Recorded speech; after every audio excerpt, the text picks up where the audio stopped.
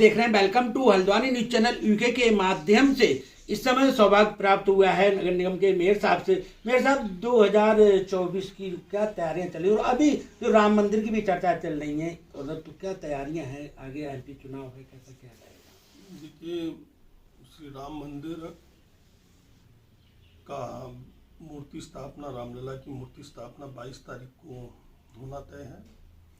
पूरे देश में उत्साह है, उमंग है, हर्ष और उल्लास है, और सभी सनातनी धर्मी विभिन्न कार्यक्रमों के माध्यम से अपना हर्ष प्रकट कर रहे हैं।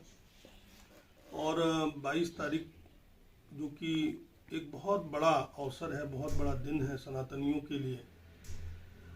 हल्द्वानी में भी इसको बड़े धूमधाम से मनाया जा रहा है। वर्तमान में अक्षत यात्राएं जगह जगह चल रही हैं और लोग स्वतः ही स्फूर्त रूप से उसमें प्रतिभाग कर रहे हैं। जगह जगह महिलाएं उत्तराखंड के पारंपरिक वेशभूषाओं में उस आयोजन में सम्मिलित हो रही हैं और जगह जगह श्री राम के नाम का संदेश सबको दिया जा रहा है।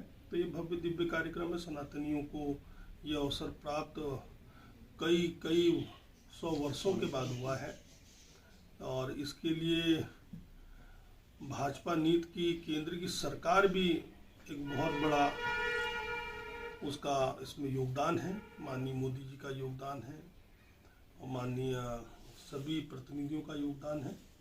तो एक बहुत हर्षोल्लास का कार्यक्रम आयोजन चल रहा है। मेयर साहब, यदि बात की जाए 2024 के चुनाव की, तो अभी कुछ जो हिंदूवादी संगठन है, जो आरएसएस मान लो, जो भी है, तो अभी कुछ ऐसा लग रहा है कि बड़ा भव्य तरीके से अगला चुनाव मोदी जी के 400 पार का ऐसा कुछ लग रहा है देश में। देखिए, भारतीय जनता पार्टी विश्व की सबसे बड़ी पार्टी है।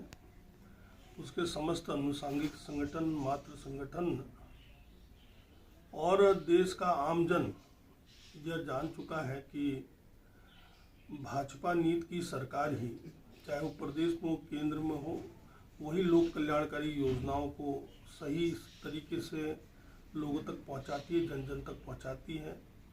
विगत 10 वर्षों में देश कहां से कहां पहुंच गया है, देश का गौरव सम्मान पूरे विश्व में किस तरह स्थापित हुआ है, किसी से छुपा नहीं है। आंतरिक मामलों में भी कितने कठोर निर्णय लिए गए हैं जो लोगों के लिए लाभदायक हो रहे हैं, ये भी हर कोई व्यक्ति जानता है।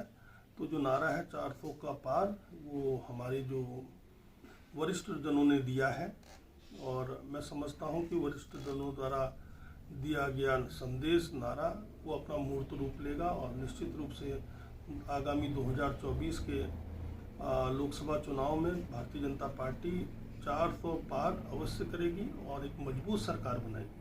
मेयर साहब, यदि बात की जाए, अभी विकसित भारत संकल्प यात्रा चल रही है जिसमें अंतिम छोर पर बैठे व्यक्ति को ऐसा प्रधानमंत्री जी का वो है, तो किस तरह आप इसमें सहभागिता कर रहे हैं? देखिए, विकसित भारत संकल्प यात्रा का ध्येय आम जनमानस तक सामाजिक और आर्थिक रूप से वंचित वर्ग तक पहुंचना है, जन कल्याणकारी योजनाओं के लिए हो, और सभी विभाग इसमें प्रतिभाग कर रहे हैं और जन जन तक इनकी समस्याओं को दूर कर रहे हैं। और विकसित भारत यात्रा का मूल उद्देश्य प्रत्येक व्यक्ति को यह शपथ दिलाना है कि हमें भारत को विकसित राष्ट्र में बनाना है, और जो कि तीव्रता से बन रहा है, और 2047 तक भारत एक विकसित और समृद्ध और मजबूत देश बने और उसमें हर नागरिक का अपना योगदान हो, ऐसा संकल्प सबसे अवांछनीय किया गया है।